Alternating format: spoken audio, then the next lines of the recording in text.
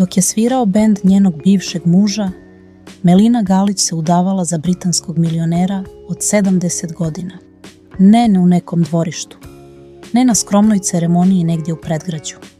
U Monte Carlu, u srcu kneževine Monako, okružena 60 gostića koji su stigli jahtama, brodovima i helikopterima s Azurne obale.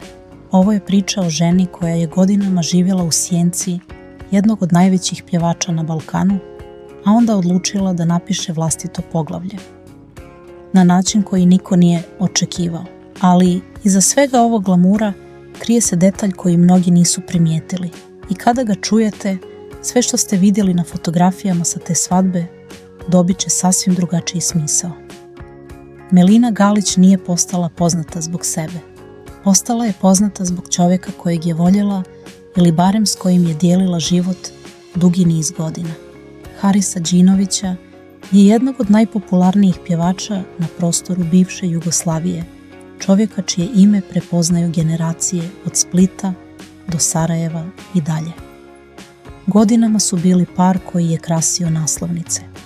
On je pjevao, ona je stajala uz njega i u toj priči je Melina Đinović bila uvijek u drugom planu, bez obzira na to što je sama bila dizajnerica s vlastitim radom i vlastitim ambicijama. Kada si supruga nečijeg idola, teško je da te iko vidi kao osobu, a ne kao pratnju. Brak je na kraju završio razvodom. Tih, bez velikih prepucavanja u javnosti, ali dovoljno glasan da svi znaju. I Melina je uzela nazad prezime Galić, ne kao poraz, nego kao izjavu. Kao da je rekla, ovo sam ja, bila sam i prije njega i bit ću i poslije. I tu počinje zanimljivi dio.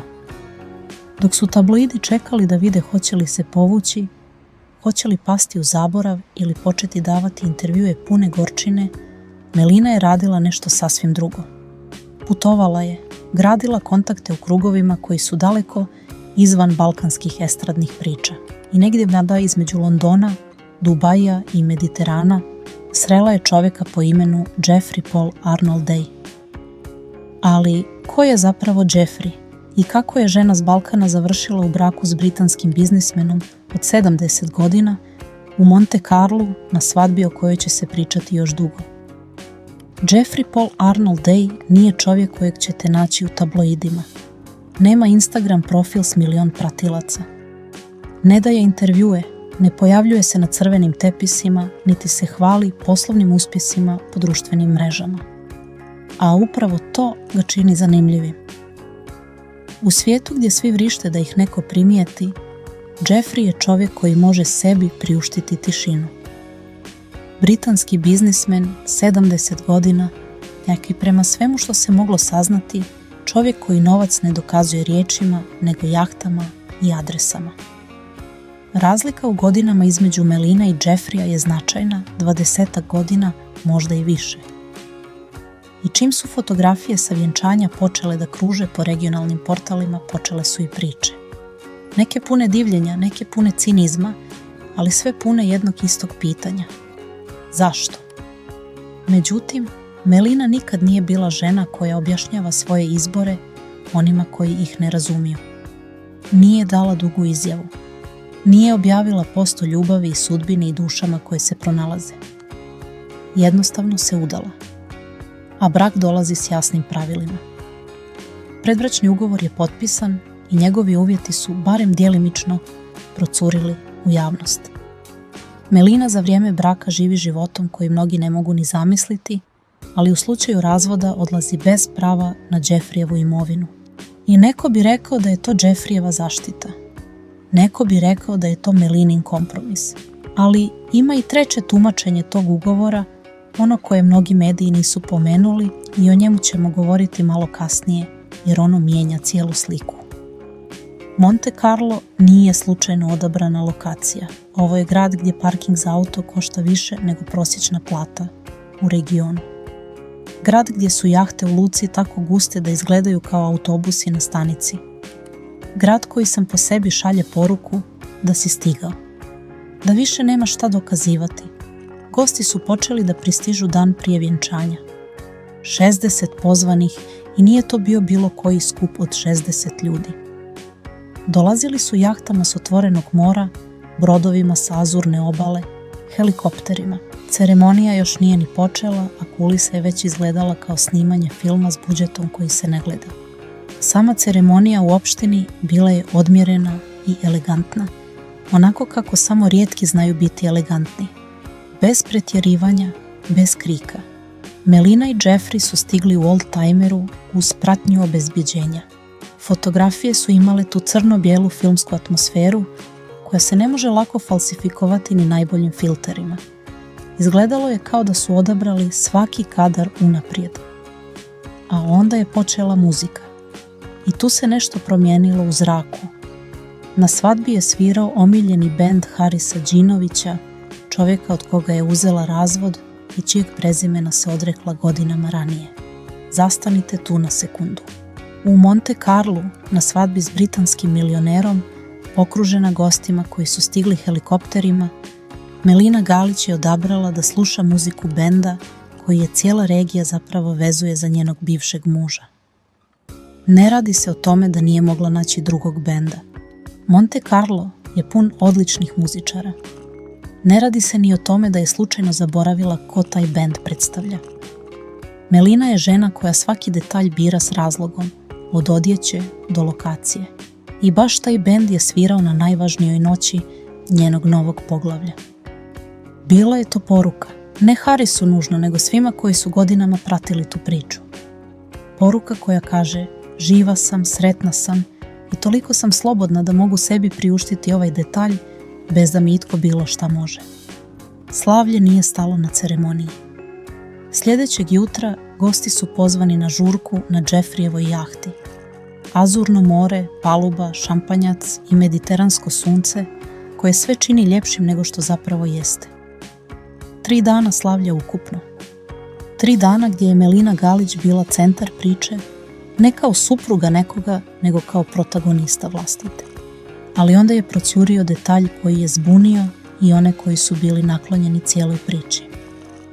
Gosti su bili smješteni u hotel s 3 zvjezdice, ne u Hotel de Paris, jednu od najslavnijih adresa u Monaku, ne u nekom 5-zvjezdičnom rezortu za koji je kneževina poznata. Gosti koji su stigli helikopterima i jahtama, koji su pili šampanjac na palubi, proveli su noći u hotelu koji biste mogli naći u svakom većem gradu u regiji. Zašto? Tu počinju različite teorije. I jedna od njih, ona najzanimljivija, direktno se veže za predbračni ugovor i za treće tumačenje o kojem sam ranije govorio. U elitnim krugovima predbračni ugovor nije nikakva sramota. To je standard, pogotovo kada je u pitanju čovjek od 70 godina s vjerovatno decenijama akumuliranog kapitala, nekretninama, poslovnim interesima. Logično je da želi zaštitu, ali uvjeti tog ugovora, onako kako su procurili, govore nešto konkretno i vrijedi ih pročitati pažljivo. Melina za vrijeme braka ima pristup životu koji se ne može kupiti ni s kakvom platom, putovanjima, luksuzu, sigurnosti, pristupu krugovima u koje se ne ulazi bez pravog prezimena ili pravog broja na bankovnom računu. To su privilegije koje brak donosi i nisu male. Ako brak ne potraje, Melina odlazi s onim s čim je ušla, bez dijela Jeffreyeve imovine. I tu se postavlja pitanje koje niko nije direktno izgovorio, ali svi misle.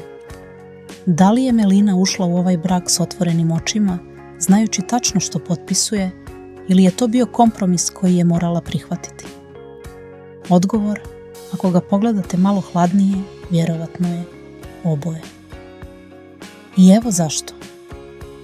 Žena koja je prošla kroz jedan javni brak, koja zna kako izgleda živjeti pod povećalom, koja je godinama gradila vlastiti brend i vlastiti identitet, čak i dok je bila u Harisovoj sjenci, ta žena nije potpisala predbračni ugovor, ne shvaćajući što piše u njemu. Ona ga zna napamet, znala je šta dobija i šta ne dobija i pristala je. I sada se vraćamo na treće tumačenje koje sam najavio. Hotel s 3 zvjezdice za goste možda nije bio propust u organizaciji. Možda je bio svjesna odluka, odraz toga ko zapravo kontroliše troškove u ovom braku i ko odlučuje gdje novac ide. Jeffrey je platio svadbu, ali nije platio penthouse za svakog gosta koji je htio doći. To je granica i ta granica govori nešto o dinamici ovog odnosa. Melina dobija luksuz za sebe. Jeffrey zadržava kontrolu nad novcem. Oboje znaju tačno u čemu su i oboje su pristali. Možda je Jeffrey postavio uvjete i Melina ih je prihvatila jer je ukupna ponuda vrijedila toga. I možda je Melina sama tražila ovakav aranžman jer joj daje slobodu i sigurnost bez potrebe da gradi sve od nule. Možda oboje znaju točno što rade i oboje su s tim sasvim zadovoljni. U Monte Carlu se rijetko grade bajke, ali grade se aranžmani koji traju, a to je ponekad vrednije od bajke. Melina Galić je bila poznata kao supruga slavnog pjevača. Uzela je razvod, uzela nazad vlastito ime i nestala s naslovnica na neko vrijeme. A onda se pojavila u Monte Carlu, u oldtimeru, s britanskim milionarem od 70 godina, uz muziku benda koji cijela regija veže za njenog bivšeg muža. Gosti su stigli helikopterima i jahtama, a noći su proveli u hotelu s 3 zvjezdice. Predbračni ugovor je potpisan, uvjeti su jasni i ni Melina ni Jeffrey nisu osjetili potrebu da bilo što objašnjavaju javnosti. Jer možda tu nema šta da se objašnjava. Jer možda su oboje odrasli ljudi koji znaju što žele i koji su to na kraju i dobili. Je li tu sreće? Vjerovatno. Je li tu i kalkulacije? Sigurno. A može li oboje biti istina u isto vrijeme? U Monte Carlu odgovor na to pitanje se nikad ne daje direktno. Ako vas zanima još ovakvih priča o glamuru, novcima i izborima koji se ne objašnjavaju javnosti, sljedeći video je već na ekranu. Kliknite ga odmah.